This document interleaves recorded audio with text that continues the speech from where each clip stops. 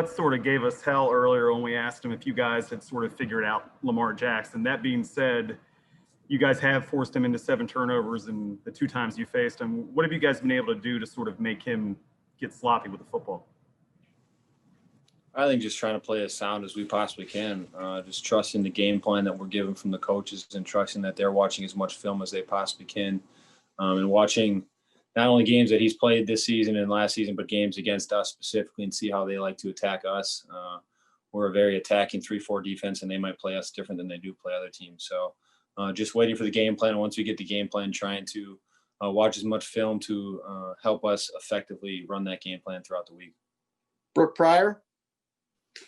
Yeah, TJ, after you guys played the Ravens the first time, Lamar said that maybe you guys knew some of the plays that were coming. He thought he saw some communication that kind of hinted that you guys knew what was coming, whether it was run, pass. Was that the case? And do you expect them to throw things in this time to mix it up so that they're maybe not quite as predictable? Well, I'm not sure. I think every week, this is the NFL, we study film. This is my full-time job, is studying film and trying to be the best football player I can be. And this whole team is in the same boat. So there's every week, you know a certain amount of plays, what's coming based on certain clues that you get. It's no different no matter who you're playing. But I don't know. It's a short week, so you don't really know what to expect from teams. Some teams like to keep it basic. Other teams like to throw in wrinkles. So the best thing that we can do is prepare the best that we can and try to be as mentally and physically ready as we can be for Thursday night. Albie Oxenrider? TJ, how are you? How does your preparation change knowing that Ingram and Dobbins won't be there?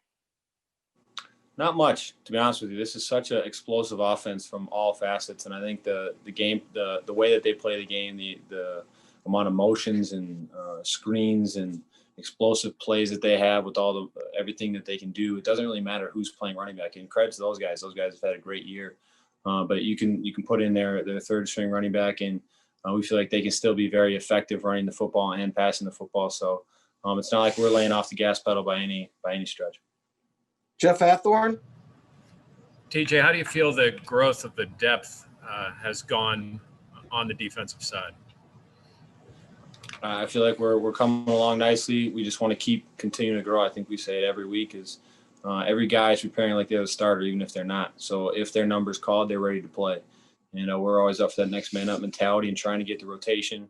It's going to be huge on a Thursday night game because we just played a few days ago and it was 60-some snaps. So we need to stay as fresh as we possibly can. Tim Benz? TJ, as a follow-up to Albie's question, when it comes to what you learned from the previous Ravens game, specifically when Jackson has the ball or trying to contain Jackson when he runs, what'd you take away from your study to apply for this time around? Yeah, you look at the last game, they ran for 200-some yards on us. That's the first thing that kind of jumps out to you. A lot of the downhill runs were unacceptable, and we watched the film and weren't happy with how we played in that aspect of the game. So that's probably objective number one. And then 2 is always going to be containing him. And it's hard. You feel like you always have a flawless game plan going in, trying to corral Lamar Jackson, and he somehow finds ways to escape. And we understand that those plays are going to happen. He's an MVP caliber player, and we just kind of have to do our best and make sure that those plays that he does get out don't break us. Go to Kaylin Kaler. Hey, TJ. I'm with Bleacher Report. Nice to meet you. I want to follow up a little bit on what Brooke asked you. After last Ravens game, you guys played, Alex Highsmith said he was kind of tipped off before making his third quarter interception of Jackson because the Ravens had run a similar play in the first half. So kind of going off what Brooke asked you, I just want to get a little bit more specific. Like from that last game, do you remember any specific play where it felt like this season it was easier to know what the Ravens were going to do as opposed to last season when that offense was new? Yeah, I'm going to have to talk to Alex about giving the media all of his tips. It's not acceptable. But like I said, there is – if you run a certain concept out of a certain formation and stuff like that, and you run it multiple times a game, I feel like any veteran guy or even a rookie guy like Alex Highsmith can pick up on stuff like that. And like I said earlier, we study film and we study as much as we possibly can. We have analytics guys too that can help us in many ways of this football game. And we know a lot of things, and that's all I'll say about that. Hey, Chase. Now that you've got 10 games with Mike Tomlin. What's something that has surprised you about him, or maybe just something you didn't expect out of your head coach? I think the most surprising thing is like how he keeps his energy consistent throughout each week, no matter who we're playing, or no matter what's going on that week. He always keeps his level of energy the same. So I think that's kind of what I like most about him. Chase, you keep finding ways to get behind defenses, but you're also finding ways to beat them with underneath routes. You got an out route where you in your mid-turn and you're already looking for the football as it's coming, but you're also not even looking at defenders. You slap his jam hand away. How much of that is something that you naturally brought with you to this team, and how much of that has been cultivated in just working with this receiver group and your coach, Ike Hiller?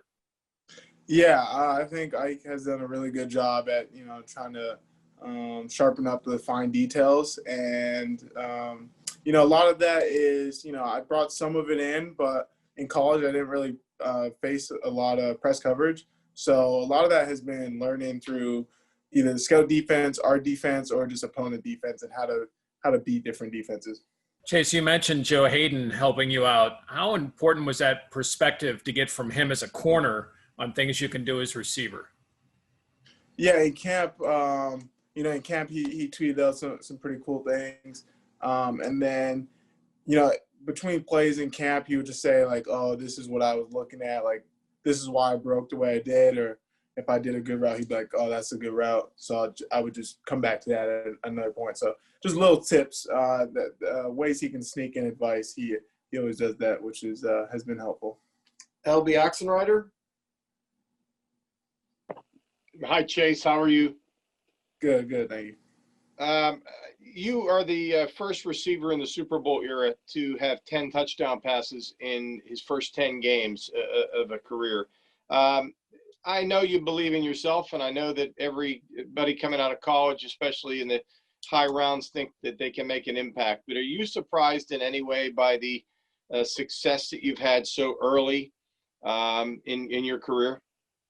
Yeah, like early, this much for sure. You never really are able to picture something like this.